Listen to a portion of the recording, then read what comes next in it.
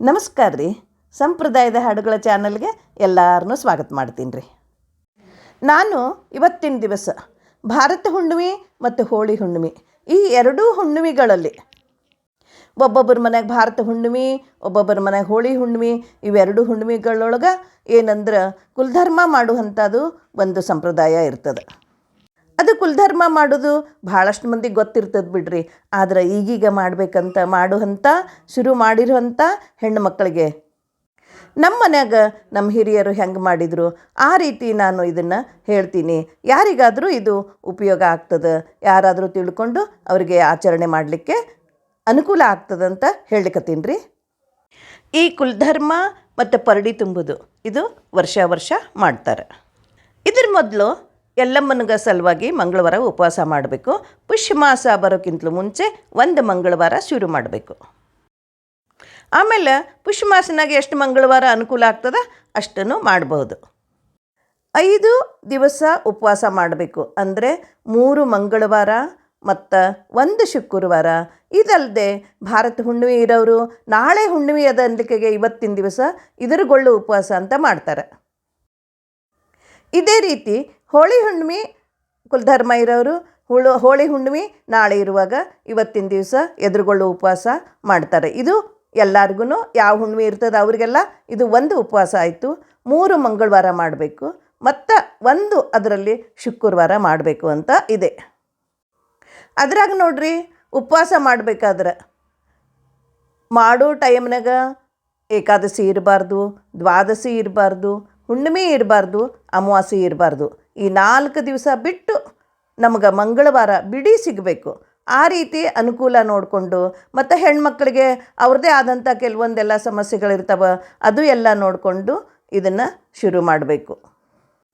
ಭಾರತ ಹುಣ್ಣಿಮೆ ಕುಲಧರ್ಮ ಇದ್ರೆ ಅವರು ಪುಷ್ಯ ಮಾಸಕ್ಕಿಂತಲೂ ಮೊದಲೇ ಶುರು ಮಾಡಬೇಕು. ಮತ್ತು ಹೋಳಿ ಹುಣ್ಣಿಮೆ ಇರೋರು ಅವರಿಗೆ ಸಮಯ ಸಿಗ್ತದೆ. ಅದಲ್ಲದೆ ಪುಷ್ಯ ಮಾಸನಾಗ ಬನಶಂಕರಿ ಯಾರ ಮನೆಗೆ ಕುಲದೇವತೆ ಇರ್ತಾಳಲ್ಲ ಅವರು ಬನಶಂಕರಿ ನವರಾತ್ರಿ ಹಾಕೋದಿರ್ತದೆ. ಅದಕ್ಕಿಂತಲೂ ಮುಂಚೆ ಪುಷ್ಯ ಮಾಸದಕ್ಕಿಂತಲೂ ಮುಂಚೆ ಅವರು ಈ ಉಪವಾಸ ಶುರು ಮಾಡಿದ್ರೆ ಅದೇನಾಗ್ತದೆ ರೀ, ಬನಶಂಕರಿಗೆ ಹೋಗ್ತದಂತ ಹೇಳಿ ಅದಕ್ಕೆ ಕೆಲವ್ರ ಮನೆಗೆ ಬನಶಂಕರಿ ನವರಾತ್ರಿ ಆದಮೇಲೆ ಶುರು ಮಾಡ್ತಾರೆ. ಅವಾಗೇನಾಗ್ತದೆ ರೀ, ಭಾಳ ಟೈಮ್ ಸಿಗಂಗಿಲ್ಲ. ಆವಾಗ 5 ಉಪವಾಸ ಮಾಡ್ಲಿಕ್ಕೆ ಆಗಂಗಿಲ್ಲ. ಅವಾಗೇನು ಮಾಡೋದು, 1 ಮಂಗಳವಾರ ಬಿಡಿ ಸಿಕ್ಕರೆ ಅದನ್ನು 1 ಮಂಗಳವಾರ ಮಾಡಿ ಆಮೇಲೆ ಎದುರುಗೊಳ್ಳು ಉಪವಾಸ 1 ಮಾಡಿ ನಾವು ಕುಲಧರ್ಮ ಮರುದಿವಸ ಹುಣ್ಣಿಮೆ ಅದನ್ನೆಲ್ಲ ಆಚರಣೆ ಮಾಡ್ಲಿಕ್ಕೆ ಬರ್ತದೆ ರೀ. ಕುಲಧರ್ಮ ಎಲ್ಲ ಆದಮೇಲೂ ಉಗಾದಿ ಒಳಗೆ ಮತ್ತು 3 ನಾವು ಮಾಡಿ ಈ ಎಲ್ಲಮ್ಮನ ಉಪವಾಸ ಮಾಡಿ ಈ ಆಚರಣೆನ ಮುಗಿಸ್ಲಿಕ್ಕೆ ಬರ್ತದೆ. ಇನ್ನು ಹೋಳಿ ಹುಣ್ಣಿಮೆ ಇರೋರಂತೂ ಅವ್ರಿಗೆ ಮಂಗಳವಾರ 3 ಮಂಗಳವಾರ 1 ಶುಕ್ರವಾರ ಆದ್ರೂ ಅದನ್ನಷ್ಟು ಮುಗಿಸಿದ ಮೇಲೆ ನಾಳೆ ಹೋಳಿ ಹುಣ್ಣಿಮೆ ಅದು ಅನ್ಲಿಕ್ಕೆ ಇವತ್ತು ಉಪವಾಸ ಮಾಡಬೇಕು, ಮರುದಿವಸ ಕುಲಧರ್ಮ ಮಾಡ್ಲಿಕ್ಕೆ ಬರ್ತದೆ. ಈಗ ಉಪವಾಸ ಮಾಡೋ ದಿವಸ ತಲೆಗೆ ಎಣ್ಣೆ ಹಚ್ಕೊಂಡು ಎರ್ಕೋಬೇಕು ಹೆಣ್ಮಕ್ಳು. ಆಮೇಲೆ ಮುಂಜಾನೆ ಭಾಳ ಅಂದ್ರೆ ಹಾಲು ಹಣ್ಣು ತೊಗೋಬೋದು. ಮಧ್ಯಾಹ್ನ ಹೊತ್ತಿನಾಗ ನೋಡ್ರಿ, ಉಪವಾಸ ಅಂದ್ರೆ ಪೂರ್ತಿ ಏಕಾದಶಿ ಹಂಗೆ ಉಪವಾಸ ಮಾಡಬಾರ್ದು. ಈ ದೇವಿಗೆ, ಯಲ್ಲಮ್ಮ ದೇವಿಗೆ ನಮ್ಮ ಕಡೆ ಹಾಲಿನಿಂದ ಗೋಧಿ ಹಿಟ್ಟು ಕಲಿಸಿ ಹಾಲಾಗಿನ ದಶಮಿ ಅಂತ ಮಾಡ್ತಾರೆ. ಮತ್ತು ಬದ್ನಿಕಾಯಿ ಸುಟ್ಟು ಅದ್ರದ್ದು ಭರ್ತ ಅಂತ ಮಾಡ್ಕೋತಾರೆ, ಒಟ್ಟಿನ ಮೇಲೆ ಉಪ್ಪಿಲ್ಲದೆ. ಮತ್ತು ಬಟಾಟಿ ತೆಳ್ಳಗೆ ಹೆಚ್ಚಿ ಅದ್ರದ್ದು ಪಲ್ಯ ಮಾಡಿಕೊಂಡು ಅದಕ್ಕೆ ಶೇಂಗಾದ ಪುಡಿ ಹಾಕ್ಕೊಂಡು ಇದನ್ನು ಮೊಸರು ಶೇಂಗಾದ ಪುಡಿ ಉಪ್ಪಿಲ್ಲದೆ 1 ಟೈಮ್ ಮಾತ್ರ ಈ ದಶಮಿ ತಿಂತಾರೆ ರೀ. ಮತ್ತು ಸಂಜಿನಾಗ ಹಾಲು ಹಣ್ಣು ತೊಗೋಬೇಕು. 1 ದಿವಸ ನಿಷ್ಠೆಯಿಂದ ಮಾಡಬೇಕು. ಮತ್ತು ಇದಕ್ಕಿಂತಲೂ ಮುಂಚೆ ಒಂದು ಹೇಳ್ತೀನಿ, ಮನೇಲಿ ಯಾರ ಮನೆಗೆ ಫೋಟೋ ಇರಲಿ ಅಥವಾ ಆಕೆ ಹೆಸರಿನಿಂದ ಅವತ್ತಿನ ದಿವಸ ಮುಂಜಾನೆ ಎಣ್ಣೆ ಹಚ್ಚಿ ಎರ್ಕೊಂಡು ಶುದ್ಧವಾದ ಬಟ್ಟೆಯನ್ನು ಉಟ್ಕೊಂಡು ದೇವಿ ಹೆಸರಿನಿಂದ ಪೂಜೆ ಮಾಡಬೇಕು. ಆ ಫೋಟೋಕ್ಕೆ ಅರಿಶಿನ ಕುಂಕುಮ ಹೂವು ಗೆಜ್ಜೆ ವಸ್ತ್ರ ಎಲ್ಲ ಏರಿಸಿ ತುಪ್ಪದ ದೀಪ ಬೆಳಗ್ರಿ, ಹಾಲು ಹಣ್ಣು ನೈವೇದ್ಯ ತೋರಿಸಿ ಅದನ್ನೇ ಹಾಲು ಹಣ್ಣು ಮುಂಜಾನೆ ಹೊತ್ತಿನಾಗ ತಗೊಳ್ಳಿ. ಇನ್ನು ಮಧ್ಯಾಹ್ನದಾಗ ನಾ ಹೇಳಿನಲ್ರಿ, ದಶಮಿ ಶೇಂಗಾದ ಪುಡಿ ಯಾವುದರ ಪಲ್ಯ ಒಟ್ಟಿನ ಮೇಲೆ ಮಸಾಲೆ ಒಳಗೆ ಉಪ್ಪು ಹಾಕಿರ್ತೀರಿ, ಮಸಾಲೆ ಹಾಕೋಬಾರ್ದು. ಮತ್ತು ಖಾರ ಪುಡಿ ಒಳಗೆ ಉಪ್ಪು ಹಾಕಿರ್ತೀರಿ, ಖಾರ ಪುಡಿ ಹಾಕೋಬಾರ್ದು. ಒಟ್ಟಿನ ಮೇಲೆ ಒಗ್ಗರಣೆ ಹಾಕಿ ಯಾವುದೇ ತರಕಾರಿಗೆ ಒಣ ಮೆಣಸಿನ್ಕಾಯೋ ಹಸಿ ಮೆಣಸಿನ್ಕಾಯೋ ಯಾವುದೋ ಒಗ್ಗರಣೆ ಒಳಗೆ ಹಾಕ್ಕೊಂಡು ಅಷ್ಟು ಮಾತ್ರ. ಅದ್ರ ಜೋಡಿ ಬೆಲ್ಲ ತುಪ್ಪ ತಿನ್ನಿರಿ, ಹಾಲು ಬೆಲ್ಲ ತೊಗೊಳ್ರಿ, ಯಾವುದಾರೆ ಮಾಡಿರಿ. ಒಟ್ಟಿನ ಮೇಲೆ ಉಪ್ಪಿಲ್ಲದೆ ಮತ್ತು ಮುಸುರಿ ಆಗ್ಲಾರ್ದಂಗೆ ಮೊದಲನೇ ಈ ದಸಮಿ ಮಾಡಿ ಎಲ್ಲ ಮಾಡಿ ಆ ಫೋಟೋಗೆ ಆ ನೈವೇದ್ಯ ತೋರಿಸಿ ಮತ್ತು 2 ತುಪ್ಪದ ದೀಪ ಹಚ್ಚಿ ಬೆಳಗ್ಗೆ ಇಡ್ರಿ. ಆಮೇಲೆ ಇದನ್ನು ತೆಗೆದಿಟ್ಕೊಂಡು ನೀವು ಯಾವಾಗ ಮಧ್ಯಾಹ್ನ ಟೈಮ್ ಆಗ್ತದೆ ಅವಾಗ ತಿನ್ನಿರಿ. ಇದನ್ನು ಒಂದೇ ಒಂದು ಸಲ ಮಾತ್ರ ತಿನ್ನಬೇಕು. ರಾತ್ರಿ ಮತ್ತು ಹಾಲು ಹಣ್ಣು ತೊಗೊಂಡ್ರೆ ಆಗ್ತದೆ. ಇದೆಲ್ಲ ಆಗೋ ತನಕ ಹಾಸಿಗೆ ಎಲ್ಲ ಮುಟ್ಲಾರ್ದಂಗೆ ನೋಡ್ಕೊಂಡ್ರೆ ಸಾಕು. ಇನ್ನು ಕುಲಧರ್ಮ ಅಂದ್ರೆ ನೋಡ್ರಿ, ಕುಲಧರ್ಮ ಮಾಡಬೇಕಾದ್ರೆ ಹುಣ್ಮೆ ದಿವಸ ಎರ್ಕೋಬೇಕಾಗಿಲ್ಲ. ಯಾಕಂದ್ರೆ ಮೊದಲೇ ದಿವಸ ಎರ್ಕೊಂಡಿರ್ತೀರಿ, ಉಪವಾಸ ಮಾಡಿರ್ತೀರಿ, ಊಟ ಮಾಡಿರೋದಿಲ್ಲ. ಇವತ್ತು ಮೈ ತೊಳ್ಕೊಂಡು ಶುಭ್ರವಾದಂಥ ಮೇಲಿನ ಬಟ್ಟೆ ಉಟ್ಕೊಂಡು ಮಡಿಯಿಂದ ಅಡುಗೆ ಮಾಡುವಂಥ ಪದ್ಧತಿ ಇರ್ತದೆ.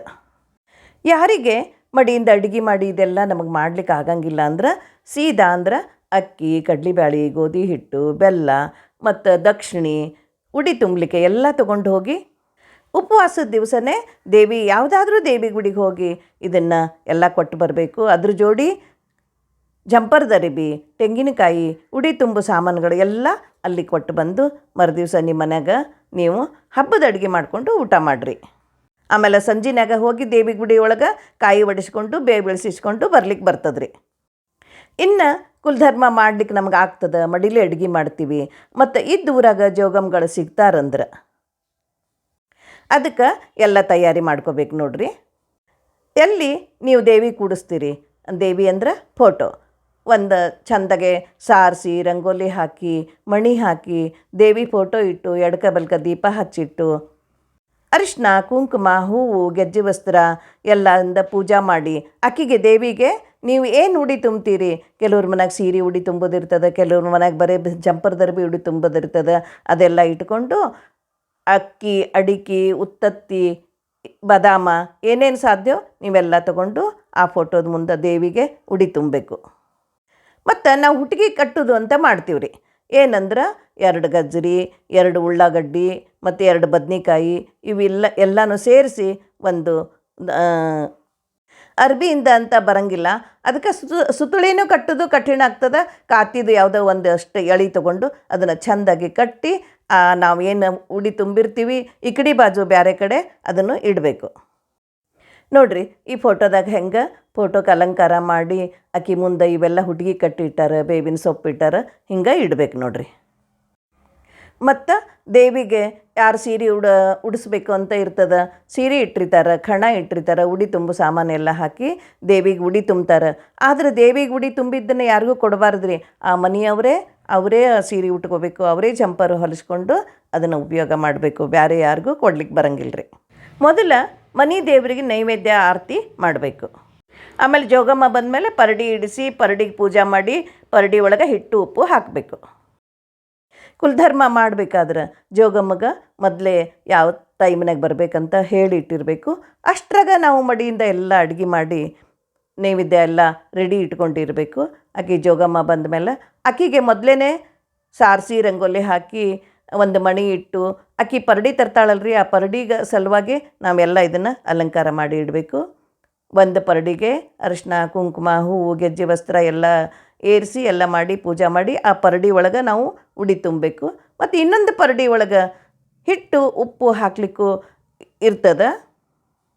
ಕೆಲವ್ರು ಏನು ಮಾಡ್ತಾರೆ, ಆ ಪರಡಿಗಿಂತ ಮುಂದೆ 2 ಪೇಪರ್ ಇಟ್ಟು ಒಂದ್ರಾಗ ಹಿಟ್ಟು ಒಂದ್ರಾಗ ಉಪ್ಪು 5 ಸರಿ ಹಾಕಿ ಇಡುವಂಥದ್ದು ಇರ್ತದೆ. ಕೆಲವರು ಆ ಬಟ್ಟೆ ಒಳಗೆ ಹಾಕಂತಾರೆ. ಒಂದೊಂದು ಕಡೆ ಒಂದೊಂದು ಪದ್ಧತಿ ಇರ್ತದೆ ರೀ. ನಮ್ಮ ಊರಾಗ ಏನಂದ್ರೆ ಆ ಪರಡಿಯೊಳಗನ ಅಡುಗೆ ಮಾಡಿದ್ದು ಎಲೆ ಬಡಿಸಿದ್ದು ಎಲ್ಲ ಅಡುಗೆ ಅದಕ್ಕೆ ಹಾಕಿ ಮಗ್ಲು ಸಾರು ಹುಳಿ ತವ್ವಿ ಇವೆಲ್ಲ ನೀರಾಗಿರುವಂಥ ಪದಾರ್ಥನ ಒಂದು ಪಾತ್ರೆ ಒಳಗೆ ಹಾಕಿ ನಾವು ಅವ್ರಿಗೆ ಇಟ್ಟಿರ್ತಿದ್ವಿ. ಈಗ ನೋಡ್ರಿ ಒಂದೊಂದು ಊರಾಗ ಒಂದೊಂದು ಸ್ವಲ್ಪ ಬದಲಾವಣೆ ಇರ್ತದೆ. ಯಾಕಂದ್ರೆ ಇದು ಸ್ವಲ್ಪ ದೊಡ್ಡ ಊರು. ಅವರು ಏನು ಮಾಡಿದರು, 2 ಪರಡಿ ಇಟ್ಬಿಟ್ಟು ಇದ್ರಾಗ ಇದನ್ನು ಹಾಕೋದು ಬೇಡ, ಇದ್ರಾಗ ಹಿಟ್ಟು ಉಪ್ಪು ಹಾಕ್ರಿ, ಉಳ್ಕಿದ್ದೆಲ್ಲ ಅಡುಗೆ ಬಡಿಸಿದ್ದು ಬೇರೆ ಕೊಡ್ರಿ ಅನ್ನೋಣ. ನಾವೇನು ಮಾಡಿದ್ದೀವಿ, ಇದ್ರಾಗ ಆ ಪರಡಿ ಒಳಗೆ ಹಿಟ್ಟು ಉಪ್ಪು ಹಾಕೋದು. ಪರಡಿ ಈಗ ನೋಡ್ರಿ ಪೂಜೆ ಮಾಡೋದಾಯ್ತು, ಉಡಿ ತುಂಬೋದೆಲ್ಲ ಆಯಿತು. ಈ ಕಡೆ ಪರಡಿ ಒಳಗೆ ಹಿಟ್ಟು ಉಪ್ಪು ಒಬ್ಬೊಬ್ಬರಾಗಿ ಎಲ್ಲರೂ ಹಾಕ್ತಾರೆ. ಹೆಣ್ಮಕ್ಳು ಮನೆಯೊಳಗೆ ಹೆಣ್ಮಕ್ಳು ಗಂಡಸರು ಎಲ್ಲರೂ 5 ಸರಿ ಹಿಟ್ಟು ಉಪ್ಪು ಹಾಕಬೇಕು. ಅದ್ರಾಗ 2 ಭಾಗ ಮಾಡಿ ಇಟ್ಟಾಳಕ್ಕಿ ಪರಡಿ ತುಂಬಿಸ್ಕೊಳಕ್ಕಿ ಅದ್ರಾಗ ಹಾಕ್ತೀವಿ. ಎಲ್ಲರೂ ಹೆಣ್ಮಕ್ಳು ಆ ಪರಡಿ ಅರ್ಶಿನ ಕುಂಕುಮ ಅದಕ್ಕೂ ದೇವಿಗೆ ಪೂಜೆ ಮಾಡಿ ಈ ಕಡೆನು ಪರಡಿ ತುಂಬುದಂತ ಇದಕ್ಕೆ ಶಾಸ್ತ್ರ ಸಂಪ್ರದಾಯ ಇದಕ್ಕೆ ಇಟ್ಟಾರ. ಮಂದಿ ಎಲ್ಲರೂ ಒಬ್ಬೊಬ್ಬರಾಗಿ ಹಿಟ್ಟು ಉಪ್ಪು ಹಾಕ್ತಾರೆ. ಗಂಡಸರಾಗಲಿ ಹೆಣ್ಮಕ್ಳಾಗಲಿ ಸಣ್ಣ ಮಕ್ಕಳ ಕಡೆಯಿಂದನೂ ಕೈ ಹಿಡಿದು ಹಾಕಿ 2 ಹಚ್ಬೇಕು. ಈ ಪರಡಿ ಹಾಕ್ಲಿಕ್ಕಂತ ಉಪ್ಪು ಮತ್ತು ಜೋಳದ ಹಿಟ್ಟು ಒಂದ್ರಾಗ ಇಟ್ಕೊಂಡಿರ್ತಾರೆ. ಅದರಿಂದ ಎಲ್ಲರೂ 5 ಸಲ ಹಾಕ್ತಾರೆ. ಎಲ್ಲ ಹಾಕಂಗಿಲ್ಲ, ಒಂದು ಸ್ವಲ್ಪ ಅದ್ರೊಳಗೆ ಉಳಿಸ್ಬೇಕು. ಸ್ವಲ್ಪ ಉಳಿಸಿ ತಟ್ಟೆ ಇಟ್ಕೊಂಡಿರ್ತಾರೆ. ಸ್ವಲ್ಪ ಉಳಿಸ್ಬೇಕಂತ ಶಾಸ್ತ್ರ ಅದ. ಇದೆಲ್ಲ ಆದಮೇಲೆ ತುಪ್ಪ ದೀಪ ಹಚ್ಚಿ ಮತ್ತು ಎಲ್ಲ ಹೆಣ್ಮಕ್ಳು ಆರತಿ ಬೆಳಗ್ತಾರೆ. ಮನ್ಯಾಗ ಭಾಳ ಮಂದಿ ಇದ್ರೆ ಇದಕ್ಕೆ ಎಲ್ಲರೂ ಹಾಕಲಿಕ್ಕೆ ಟೈಮ್ ಕೊಡಬೇಕಾಗ್ತದೆ. ಯಾಕಂತಂದ್ರೆ ಒಬ್ರು ಮಾಡಿ ಸಾಕು ಬಿಡ್ರಿ ಅನ್ನಂಗಿಲ್ಲ. ಎಲ್ಲರಿಗೂ ಬೇಯಿಸ್ಬೇಕು, ಎಲ್ಲರಿಗೂ ಒಳ್ಳೇದಾಗಬೇಕಂತ ಪ್ರತಿಯೊಬ್ಬರು ಆ ಪರಡಿಗೆ ಹಿಟ್ಟು ಉಪ್ಪು ಹಾಕೊಳ್ಳೋದು ಎಲ್ಲರೂ ಸಾಲಾಗಿ ನಿಂದಿರ್ತಾರೆ. ಆ ಜೋಗಮ್ಮ ಇರ್ತಾಳಲ್ಲ ಆಕೆ ಎಲ್ಲರಿಗೂ ಬೇಯಿಸ್ತಾಳೆ. ಇದನ್ನು ಹಿಂದಿನಿಂದ ಹಿರಿಯರು ಮಾಡ್ಕೊಂಡು ಬಂದಿರ್ತಾರೆ. ಏನೋ ಒಂದು ಮನ್ಯಾಗ ಯಾವುದರೇ ತ್ರಾಸ ಆಗ್ತಿರ್ತದೆ ಬಿಡ್ರಿ ಮನೆಯೊಳಗೆ ಅಂದಮೇಲೆ, ಅಯ್ಯೋ ನಾನು ಪರಡಿನೇ ತುಂಬಿಲ್ಲ, ಜೋಗಮ್ಮನ ಕರೆದಿಲ್ಲ, ಕುಲಧರ್ಮ ಬಿಟ್ಟೀನಿ, ಆ ರೀತಿ ನಮ್ಮ ಹಿರಿಯರು ಅಂದ್ಕೊಂಡು ಅದನ್ನು ಮತ್ತೆ ಒಂದು ದಿವಸ ಯಾವತ್ತು ಮಾಡಬೇಕು ಕೇಳಿಕೊಂಡು ಅದನ್ನು ಕುಲಧರ್ಮ ಆಚರಣೆ ಮಾಡ್ತಿದ್ರು. ಇದು ಯಲ್ಲಮ್ಮ ದೇವಿಯ ಆಚರಣೆ. ಇದನ್ನು ನಾವೆಲ್ಲರೂ ಮಾಡಬೇಕು. ಮಾಡಿದ್ರೆ ಯಾಕಂದ್ರೆ ನಮ್ಮ ಮನೆಗೆ ಹಿರಿಯರು ಇದನ್ನು ಒಂದು ಸಂಪ್ರದಾಯ ಹಾಕಿ ಕೊಟ್ಟಾರ. ಇದನ್ನು ನಾವೆಲ್ಲರೂ ಮಾಡ್ತೀವಿ. ಒಬ್ಬೊಬ್ಬರಾಗಿ ಹಾಗೆ ಒಬ್ಬರಿಂದ ಒಬ್ಬರು ಹಾಕತನ ಇರ್ತಾರೆ. ಮನ್ಯಾಗ ಎಲ್ಲಾರ್ದು ಆಗ್ಬೇಕಲ್ರಿ, ಎಲ್ಲರ ಹೆಸರು ಅಂತೇಳಿ. ಇದನ್ನು ನಮ್ಮ ಉತ್ತರ ಕರ್ನಾಟಕದ ಮಂದಿ ಭಾಳ ಚಂದ ಮಾಡ್ತಾರೆ ರೀ. ಅಲ್ಲಿ ಉತ್ತರ ಕರ್ನಾಟಕ ಕಡೆ ಜೋಗಮ್ಗಳು ಸಿಗ್ತಾರಲ್ರಿ, ಇನ್ನೂ ಚಂದ ಆಗ್ತದೆ. ಮತ್ತು ನಮ್ಮ ಕಡೆ ಏನು ಮಾಡ್ತಾರೆ ರೀ, ಲಗ್ನ ಮುಹೂರ್ತ ಮುಂಜವಿ ಇದು ಯಾವ್ದಾರ ಠರಾವ ಆದ್ರೆ ಲಗ್ನಕ್ಕೆ ಏನೇನು ಕಾರ್ಯಕ್ರಮ ಮಾಡಬೇಕು, ಆ ಎಲ್ಲ ಕಾರ್ಯಕ್ರಮದಕ್ಕಿಂತ ಮೊದಲು ಈ ಪರಡಿ ತುಂಬುದ ಎಲ್ಲ ಮುಂದೆ ಮಾಡಿದ ಮೇಲೆ ಮುಂದಿನ ಎಲ್ಲ ದೇವ್ರೂಟ ಅದೆಲ್ಲ ಶುರು ಆಗ್ತವೆ. ಗಂಡಿನ ಲಗ್ನ ಇದ್ರೆ ಸೋಡು ಮುಂಜವಿನೂ ಸಹಿತ ಈ ಎಲ್ಲ ಮುಂದೆ ಮಾಡಿದ ಮೇಲೆ ಮಾಡ್ತಾರೆ. ಇದೆಲ್ಲ ಇರ್ತದೆ. ಹೆಣ್ಮಗಳ ಲಗ್ನ ಠರವಾಗಿದ್ರೆ ಈ ಎಲ್ಲ ಮುಂದೆ ಮಾಡಿ ಆಮೇಲೆ ದೇವ್ರೂಟ ಮಾಡ್ತಾರೆ. ಒಬ್ಬೊಬ್ಬರ ಮನೆಗ ಪರಡಿ ತುಂಬಿದ ಮೇಲೆ ಮುಂದಿನ ಕಾರ್ಯಕ್ರಮ ಶುರು ಅಂತ ಇರ್ತದೆ. ಅವರು ಹಿಂಗೆ ಮಾಡ್ತಾರೆ. ಈಗ ನೋಡ್ರಿ ಎಲ್ಲಾರ್ದು ಪರಡಿ ತುಂಬುದಾತು. ಈಗ ಆ ಜೋಗಮ್ಮ ಎಲ್ಲಾರನ್ನೂ ನಿಂದಿರಿಸಿ ಬೇಯಿಸ್ತಾಳೆ.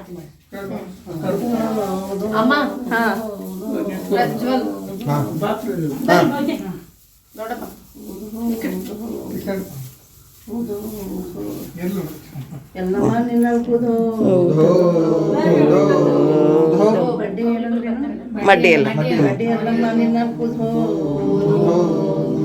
ಅಂಬಾಬಾಯಿ ನಿನ್ನ ಕೂತೋ ಯೋಗ ಸತ್ಯ ನಿನ್ನ ಕೂತೋ ಪರಶುರಾಮ ನಿನ್ನ ಕೂತೋ ಜಮನದ್ದಿ ನಿನ್ನ ಕೂತೋ ಉಧೋ ಉಧೋ ಉಧೋ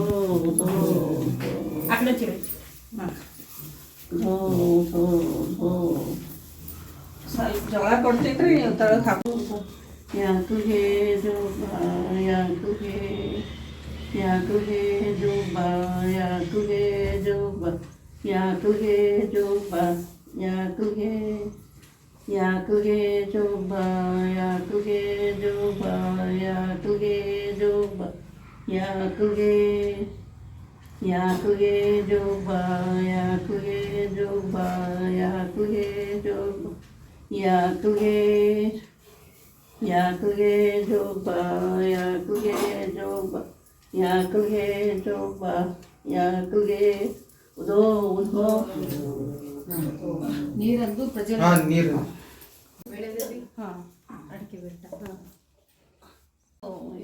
ಅವಳ ಮುತ್ತ ಬಿದ್ದವ ಆರಿಸ್ಕೊರಿ ಅವಳ ಮುತ್ತ ಬಿದ್ದವ ಆರಿಸ್ಕೊರಿ ಅವಳ ಮುತ್ತ ಬಿದ್ದವ ಆರಿಸ್ಕೊರಿ ಅವಳ ಆರಿಸ್ಕೊರಿ ಮುತ್ತ ಆರಿಸ್ಕೊರಿ ಅವಳ ಮುತ್ತ ಬಿದ್ದವ ಆರಿಸ್ಕೊರಿ ಅವಳ ಮುತ್ತ ಬಿದ್ದವ ಆರಿಸ್ಕೊರಿ.